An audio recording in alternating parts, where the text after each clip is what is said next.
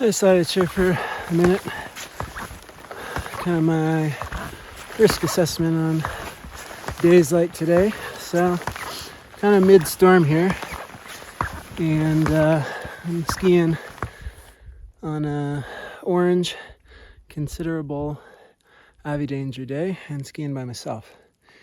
And in some ways that sounds stupid and crazy and selfish, but the reason I don't think it is because of where I'm skiing. And this area at Todd is really densely forested. And that doesn't mean all the Avi dangers go away, but if you notice this, there's almost no wind. And that's been true for a while. As soon as I get up to the ridge, you'll see it. It's blowing. And it's been blowing all around the high country and any sort of open areas.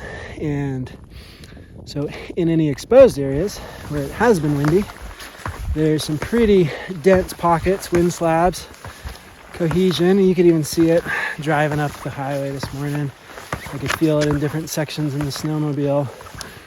Wind drifts, and so in areas where there's that wind, then you have the high risk today at a place like, say, Broken Top, of hitting a decent sized field of snow that has all been wind compacted into a cohesive slab. And it's been enough snow during this storm, 1.5 feet or so, that could easily be quite a large avalanche that could be very dangerous. So I wasn't willing to go up to the high country today, solo or with a partner. But that's why I come to Todd on days like today. It's kind of my safety plan. And the reason, you can see this, wind hasn't touched this at all. And everywhere I've gone, tested it, jumped on stuff, it's all loose snow. It's been zero wind effect until I get it to the very top of the ridge. But this stuff in the forested area and all these glades is completely loose. So doesn't mean there's no risk. To me, the biggest risk out here, even today, is tree wells, not an avalanche. But if I were to find a section up at the top here where it's been more wind affected, see those branches moving? Well, those branches aren't moving. If there was a section at the top where there's been enough wind exposure, then it wouldn't take very much. For instance, on a rollover like this, to set a slide, and then if a small slide takes you into trees or takes you into a tree well or just half buries you and there's nobody around, that would be a big issue.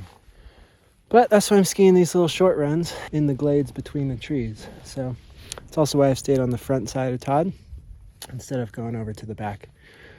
So that may not make sense to everybody, but I consider myself a highly conservative backcountry skier. And I guess to some people who either aren't familiar or just think differently, that would mean never skiing by yourself and never skiing on orange days on the avalanche forecast. But I guess I liken this place almost to like going pass surfing. It's not as steep, not as fun, not as exhilarating, but it's safe. And it's almost like a safe zone within a bunch of danger zones. So that's how I think about it, because I got kids to go home to and my wife. Hi, babe. So here I am.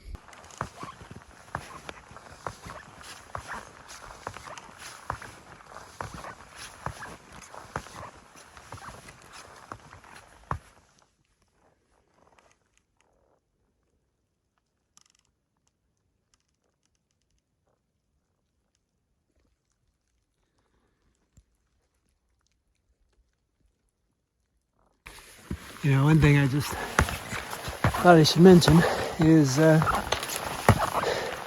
just because there's trees doesn't mean the safety effect that I was talking about is in play. Specifically, the trees have to be very, very dense. It's got to be thick forest. And so if the trees are too sparse, or especially around here, if the trees are dead, if they're burned, then none of this applies. And actually, sadly, last year, one of the two fatalities, two separate incidents in Central Oregon, was in a burn zone.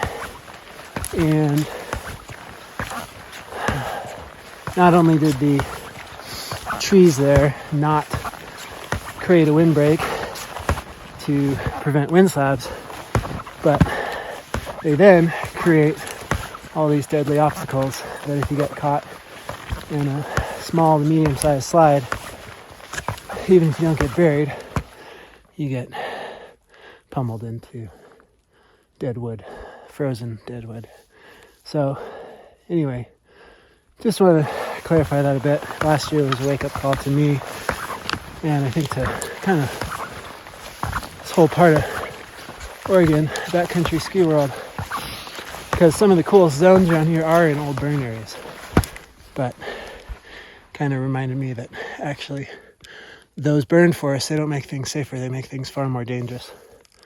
And same goes for, sparse alpine patches of trees, stuff like that, that still get wind slammed. This is a true wind oasis in here. So,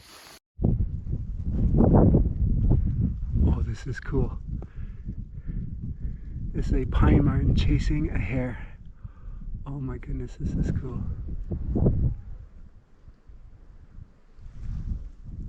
Oh, you went the wrong way.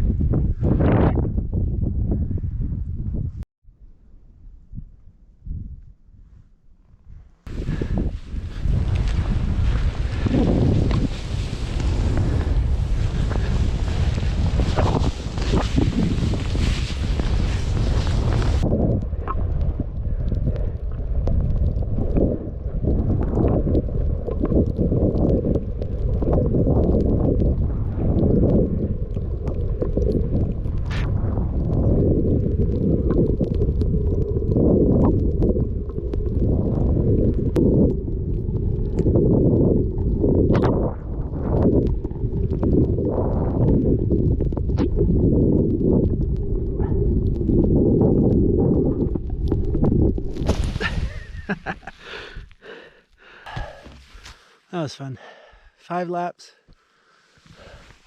Good snow. Gotta watch a pine marten chasing a rabbit around for 2 of the laps. They're still going. Running, those poor guys.